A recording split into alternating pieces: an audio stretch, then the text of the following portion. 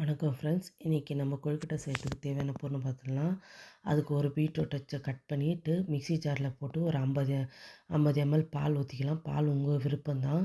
50 ml ஊற்றி நைஸாக ஆட்டி எடுத்தாச்சு. ஒரு பேனில் ஒரு 4 ஸ்பூன் நெய் விட்டு நம்ம அரைச்சி வச்ச விழுது அதில் கொட்டி விடலாம்.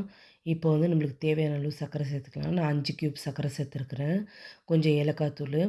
நான் ஒரு நட்ஸ் பேஸ்ட்டு அரைச்சி வச்சுருக்கிறேன் வீட்டில். பாதாம், பிஸ்தா, முந்திரி பருப்பு, வால்நட்டு எல்லாம் போட்டு அந்த பருப்பை நம்ம ஒரு ஸ்பூன் போட்டுக்கலாம். கொஞ்சம் ஏலக்காய் தூள் போட்டுக்கலாம். கொஞ்சம் வாயில் சாப்பிடும்போது நல்லா நட்ஸு கிடைக்கணுன்றதுக்காக நான் போட்டிருக்கிறேன்.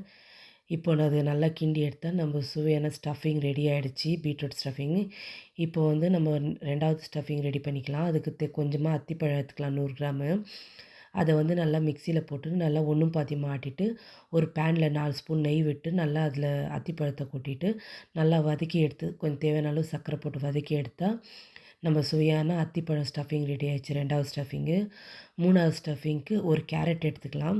ஒரு கேரட்டை நைஸாக கட் பண்ணிவிட்டு மிக்சியில் சேர்த்து அதே 50 ml பால் ஊற்றிக்கலாம். ஊற்றிட்டு நம்ம நல்லா அரைச்சிட்டு ஒரு பேனில் 4 ஸ்பூன் நெய் ஊற்றிட்டு நம்ம அரைச்ச கேரட் விழுது அதில் போட்டு 5 க்யூப் சர்க்கரை சேர்த்துக்கிறேன். உங்களுக்கு தேவையான அளவு சர்க்கரை சேர்த்துக்கோங்க. கொஞ்சமாக ஏலக்காய் தூள் சேர்த்துக்கலாம். நம்ம நட்ஸு பேஸ்ட்டு அதில் போட்டுக்கலாம். தேவையான அளவு நட்ஸ் பேஸ்ட்டு சேர்த்தாச்சு. ஒரு ஸ்பூனு கொஞ்சமாக ஏலக்காய் தூள் சேர்த்தாச்சு. அத்திப்பழத்துக்கு நட்ஸு பேஸ்ட்டு சேர்க்கல நான்.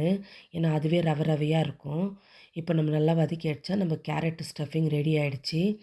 இப்போ வந்து அடுத்தது நம்ம ஹெல்தியான பச்சைப்பயிறு முளைக்கட்டை பச்சைப்பயிரை வந்துட்டு ஒரு 50 கிராம் எடுத்துருக்கிறேன்.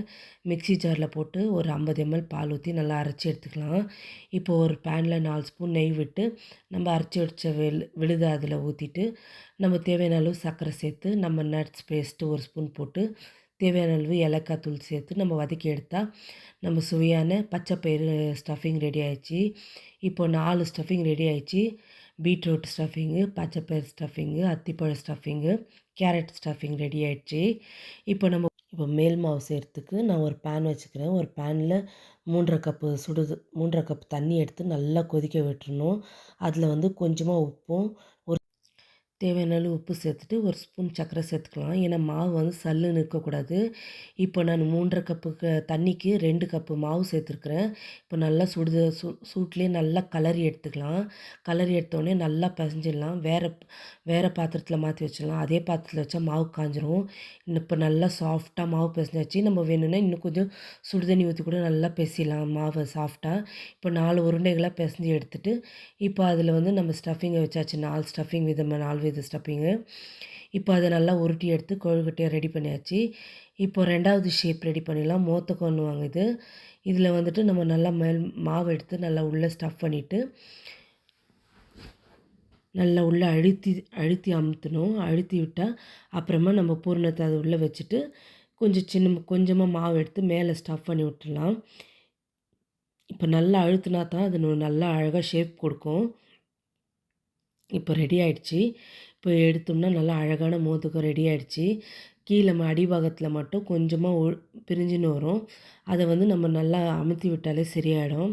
இப்போ நம்ம சுவையான மோதகம் ரெடி ஆகிடுச்சு எல்லாமே. இப்போ நான் ரவுண்டு கொழுக்கட்டையை நம்ம வேக வச்சு எடுத்துடலாம். இப்போ நம்ம மோதகமும் ரெடி ஆகிடுச்சு. இதையும் நம்ம நல்லா வேக வச்சு எடுத்துடலாம். இப்போ இதையும் வேக போட்டாச்சு. இப்போ இது வேகட்டும். உங்களுக்கு வேணும்னா வாழை இலை இப்போ 3வது ஸ்டஃபிங்க்கு ரெடி பண்ணிடலாம். 3வது கொழுக்கட்டைக்கு உங்களுக்கு வாழை இலை, மஞ்சள் இலை, பழாப்பழ இலை எந்த இலை கிடைச்சாலும் செய்யலாம். ஏன்னா வந்து எனக்கு லெமன் இலை கிடைச்சிச்சு அதில் செய்கிறேன். நம்ம ஸ்டஃபிங் மாவை வந்துட்டு மேல் மாவை வந்து அதில் அமுத்திட்டு உள்ளே ஸ்டஃபிங் வச்சு மேலே ஃபோல்ட் பண்ணிடலாம். அது பிரியாமல் இருக்கிறதுக்கு ஒரு சின்ன டூத் பிக் எடுத்து கொத்தி வைக்கலாம். இப்போ ரெடி ஆகிடுச்சு.